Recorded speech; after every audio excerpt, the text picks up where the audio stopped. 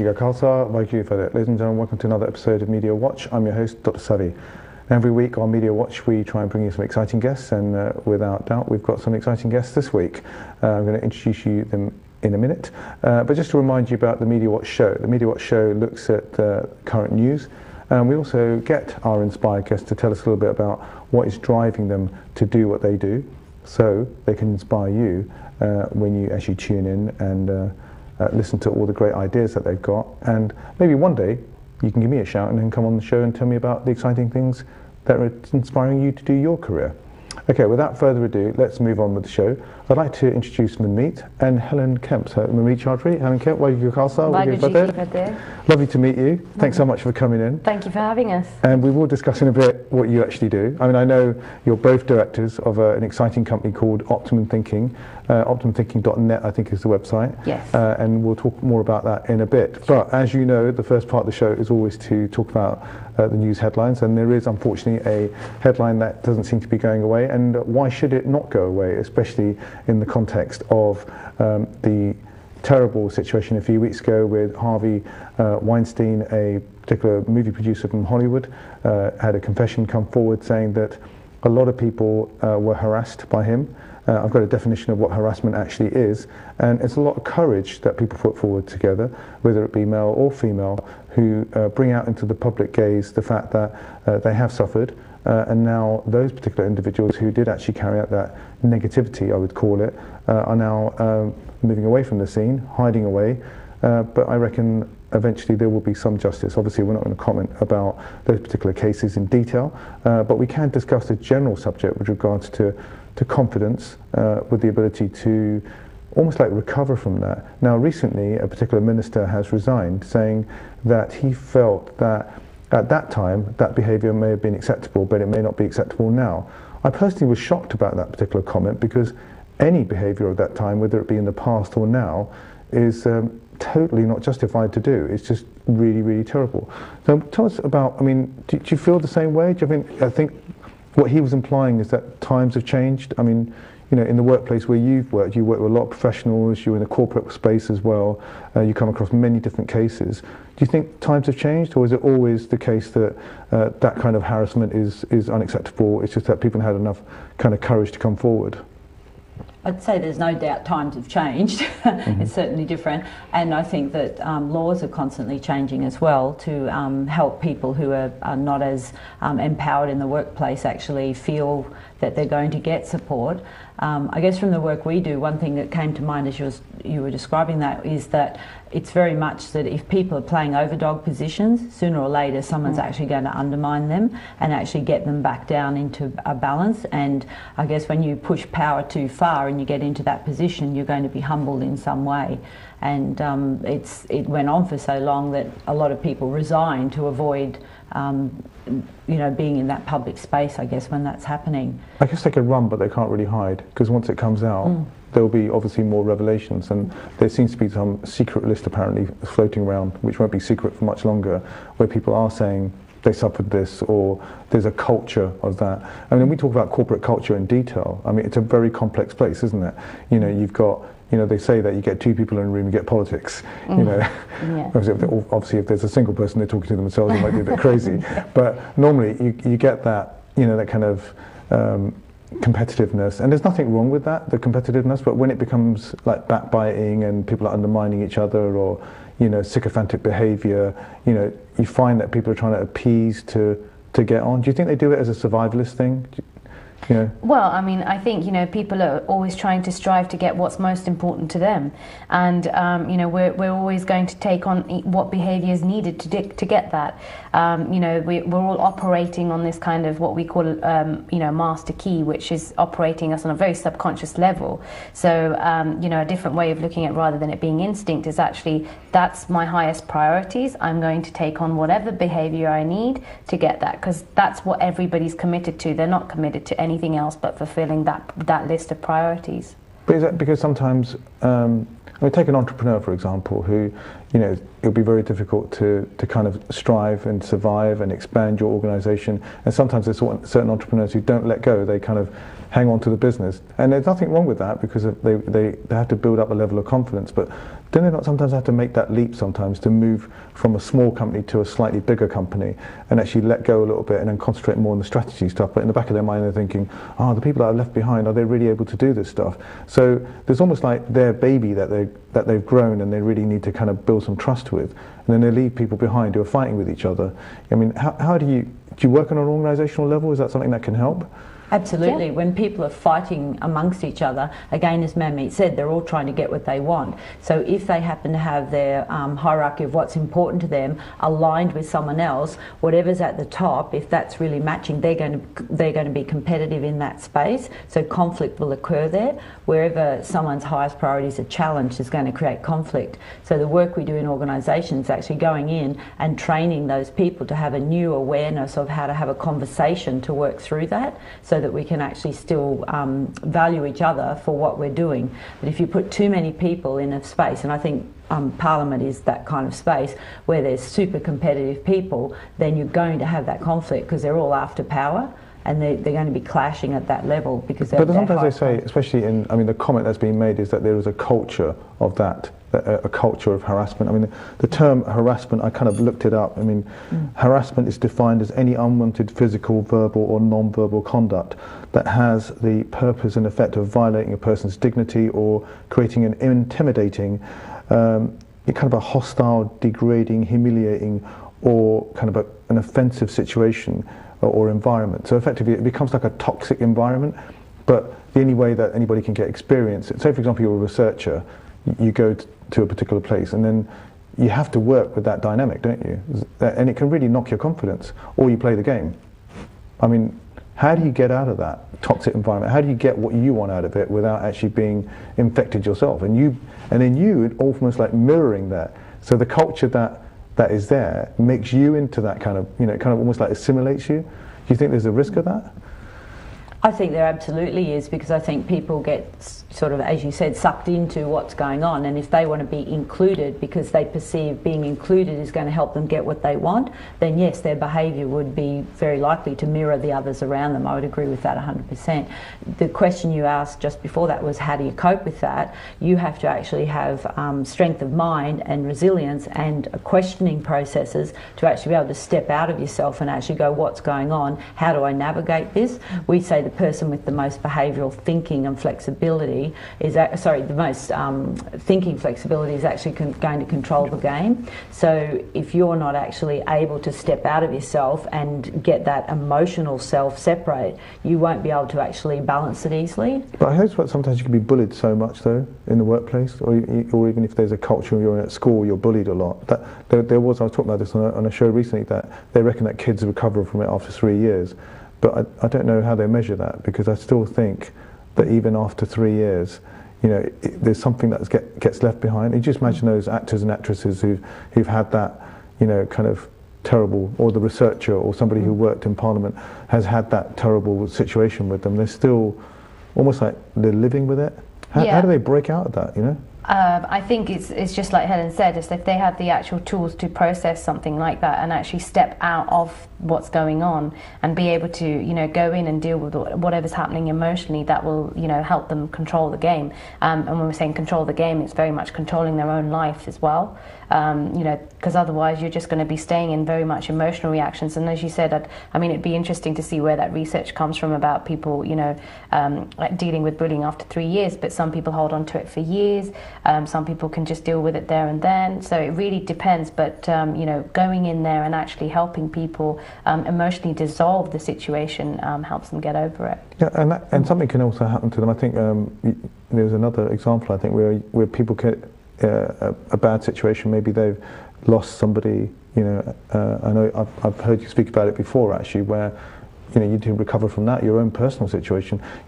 And I was thinking about this, actually, that what drives these people? You know, you find these people that are, I don't know if you've heard about in the UK, or I mean, you might have heard of it because you're based in the UK and you're based in Australia, but there's been cases where you know, there's been almost like predators, you know, going for particular, you know, age groups, and you think, is there something bad that happened to you when you were a kid that actually now means that your behaviour against women or younger women or the grooming situation is causing you to do that, or is it just some kind of, bent, kind of weird, sexual excitement you get out of it?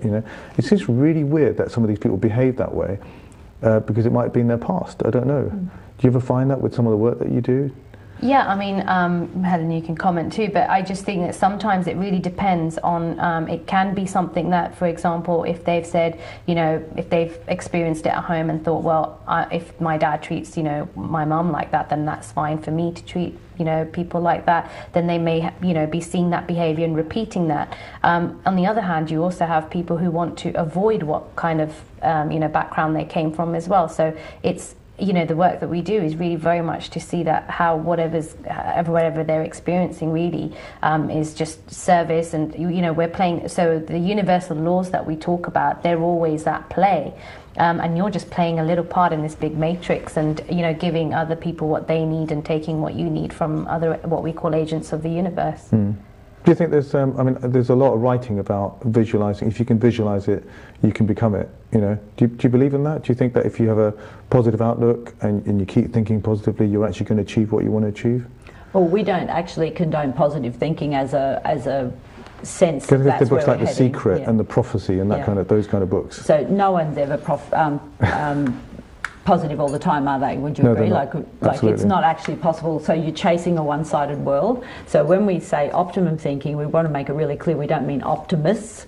We just couldn't find any other word that better suited what the middle is. So we say that actually negative thinking also serves us because it shows us what we don't want. So if we didn't have both positive and negative in our toolkit, we wouldn't actually know what we didn't want and when we did want things. So it's about bringing that back together. So you used the term before, like bullying and harassment. They're quite big labels. So we would work with clients because everyone is a unique individual. So we have to go in and say, so in that situation, what was really going on for you? So that's how we actually look at empowering the person according to what's really important to them. So a label like bullying, with an education background like I have, I find that it's actually it's happened because the laws, the man-made laws, are actually labelling things just like some of the other sciences do, and packing it all in with all the different behaviours, and now we've got a label for it. Now we can make a law about it. The work we do is we go and work with the individual and say, what's important to you at that time in your life? What was the actual event that happened? Because if you just call it bullying, like I've worked with a client that said they were bullied, and when we went in and looked at it, it wasn't that big a deal. But because it fitted under the bracket of bullying, they turned it into a big deal in their mind, because they saw themselves as a victim now because I've been bullied. So the work we do is about helping people get out of that victim mentality, but we can only do it on a one-on-one basis with them so that they can actually see how it might have served them in the moment. So certainly that sustained behaviour we don't condone personally or anything like that, but it's actually working with the individual person is the only way you'll see what meaning they made, because all the work we're talking about is in our mind. We're a meaning-making machine. We're making meaning about everything that happens to us. So if we're making one-sided negative meanings all the time, then that's actually going to disempower us. So our goal is to actually help the person get empowered again. What about if you talk about the agents of change, right? I mean, in an organisation you've got, say, we've got Theresa May saying, we need to have a standards committee. So it's a good thing to say, right? It's a good thing to say there should be a process, there should be a procedure. If there's a problem, you should be able to go independently so that you're not ignored. And if you've got a serious complaint, inverted commas, you can actually get to have all the facts in front of you so that all sides can see that it really is a legitimate thing. I'm not saying that those people that have said that there's an issue here it's not an issue. It's genuinely an issue, and they have to come forward with courage and talk about it. But have the facts open, and those that need to be told that this is wrong is based on evidence, right?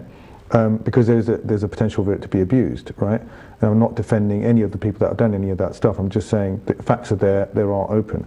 What I worry about is the leadership element, which is to say, in an organisation, so let's take the situation, you've got an organisation like the House of Commons, like a corporate, right? But the inherent culture, and I've seen it myself in certain companies where I do my consulting, and I see that the culture itself is so toxic. It is a whole culture of, you do what I tell you, and it's coming from either it's a particular company that happened to have a family history of that, or they're very stressed in terms of the way that you can't fix that, but you can in theory get to the individual to recognize it.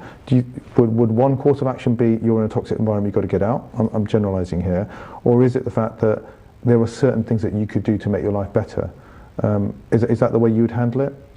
Yes, we want to actually help them get it at the emotional state equilibrated, we call it, like brought back to balance, so they can make an informed, clear-minded decision about whether to stay or go. Right, good point. So it's not an emotional reaction, that we can actually get them back so that they're making clear-minded action and choices. And then they can have a look at what they really want, what their highest priorities are, and does it serve them better to stay there, being able to cope emotionally with what's going on. Because if you look at our leaders, the higher up you go in an area of influence, the more emotional mastery you actually require. So the bigger the game you play, the more you need to be able to equilibrate emotion.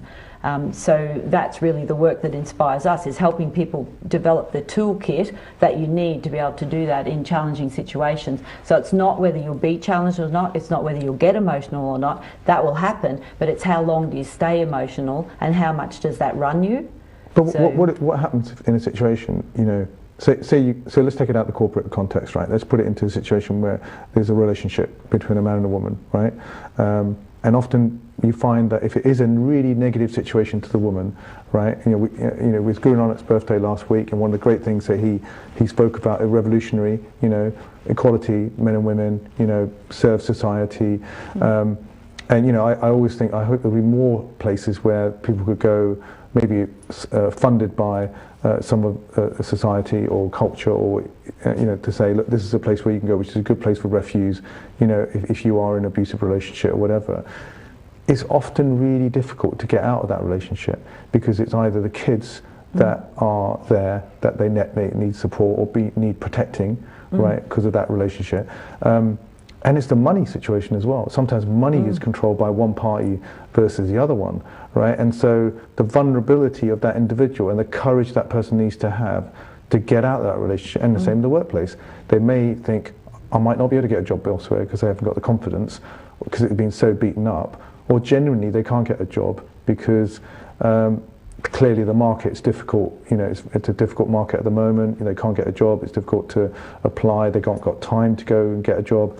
So it's very easy for us to say, just walk out the door, but sometimes there are other dynamics that stop you from doing that, you know. So what do you do then, you know? Well, we would never say walk out the door. Yeah. That's what you were going to say. Yeah, I was literally just going to say that. Yeah. Well, we wouldn't say walk out the door. Yeah, because I wasn't saying that you would, but I'm just saying generally, with just leave it, you know. No, I think whether it be, as you said, in a relationship or a workplace, BC, sometimes we judge and think, oh, you know, that relationship's not really good, or we'll say that job's not good for you, you should get out.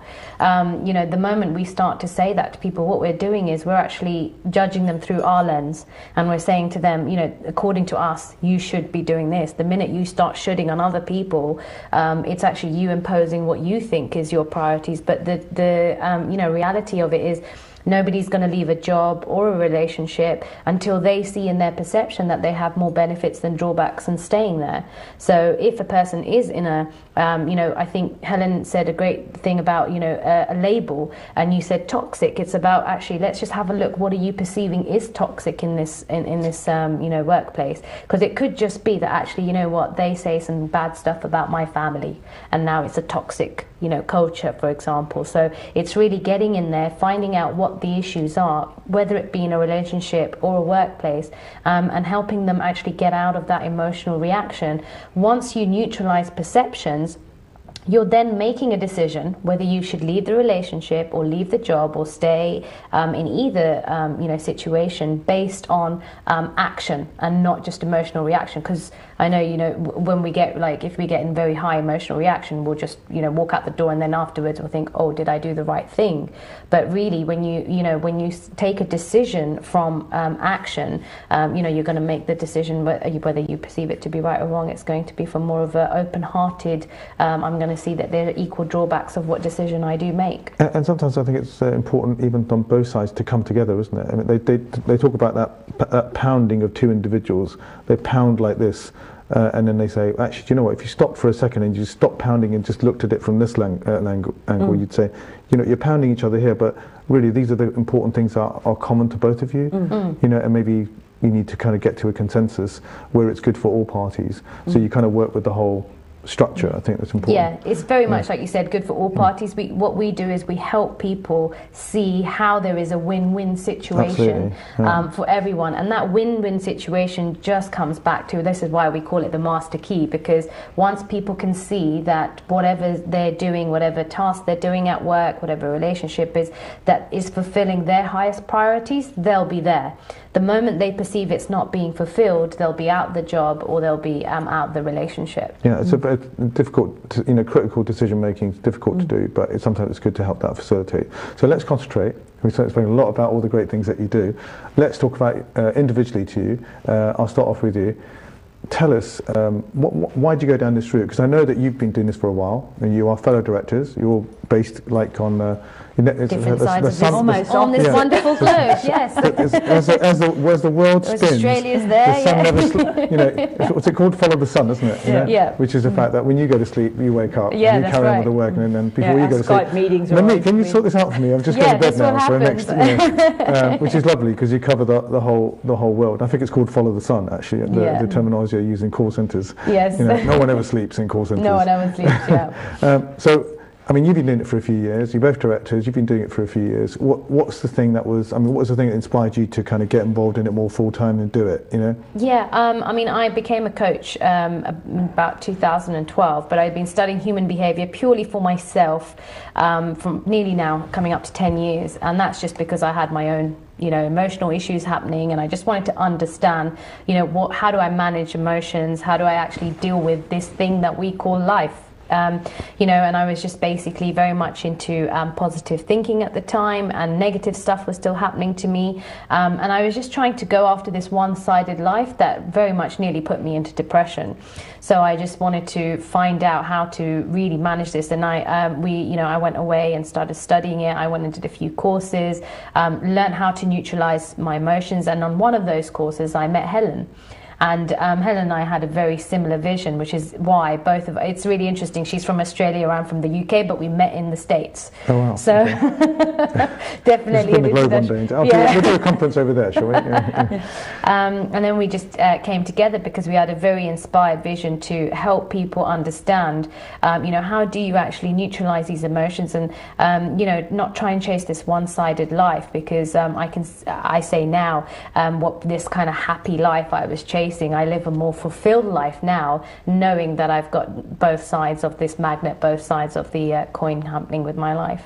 Do you think that as the world becomes, they call it the attention economy, so thing I read about a few years ago, which is like, you know, here's my WhatsApp, you know, here's my Instagram, here's my Snapchat, you know, it's a very kind of attention economy. You watch the programs when you want to watch them on, you know, kind of 9 episodes later.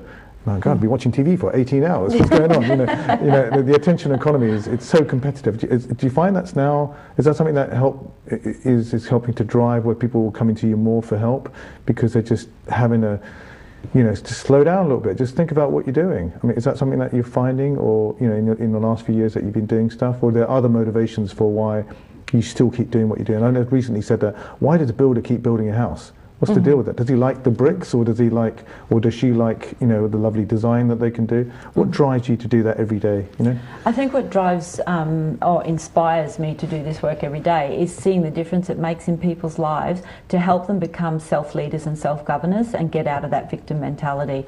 Manmeet and I, you know, daily work with people, and you just see the shifts. And we did workshops last weekend, and it was so inspiring for us to actually see what it meant to them with relationships, work relationships and personal relationships. That do you see that transformation happening, and that's something you get joy from? Yeah, absolutely. Like they just regain their power is how I would see it. Not to be cocky, but just to actually like be empowered to go after what they want in their life and get more clarity around that. I think a lot of people, there's a great quote that says, people spend more time deciding what car they want and researching it than they do planning their own life. That's a good point. So we actually like try to, you know, hold them still for long enough to actually, let's do some planning and let's actually have a look at some developing some human behaviour type skills that we just weren't taught in schools. But because the sciences weren't available back when I went through school, and even today they're not teaching it in schools. I was going to say, just as you said it, I mean, I think you mentioned that you had an educational background, but I think even today, the kind of commercial skills, the behavioural skills, the working with other people's skills, they seem to learn how to become bullies pretty quickly. That's pretty good, you know, kind of isolated cliquiness and all that seems to come naturally to some kids, but not the stuff which is, what can we do to work together? And I did some work for the Interfaith Youth Trust. I was a chair for a few years, and I remember that if you got a bunch of people from all different backgrounds, all different religions, you know, colours, creeds, whatever, they just forget their differences, so they concentrate on a single goal, you know, and I think that's a really good thing for inspiring. You said it exactly there, it's the why. And the same in Parliament, like if we went to war, I guarantee those guys would all bond together. Yeah. So it's when we've got a big enough why external to the group will bond. Absolutely. If they've lost sight of the vision, that's when conflict can happen. Well, we've actually run out of time, actually. That's a shame. But I'd like to say thanks so much, Helen. Thanks so much, Manmeet, for coming on the show. Really Our appreciate pleasure. it very much. It Thank was you. really inspiring for me to learn about all the different techniques that you're using and how you're changing lives for the better. And all across the world, as we've been at. Yeah? Yeah, absolutely. All right, well, Thank have you a very safe much trip for back, having and we'll us. look forward to seeing you again when you come back and maybe talk about some more, what case studies would be really good. Yeah, that'd be great. Okay, well, that's the end of the show. We'd really like to thank our guests for coming on, and we really appreciate their time, and we wish Helen all the best as she gets on the plane for 21 hours, and Manmeet when she gets in the car and goes around the corner for half an hour. But we look forward to seeing you next time. Waheguru Ji Ka Khalsa, Waheguru Ji Ki Fateh.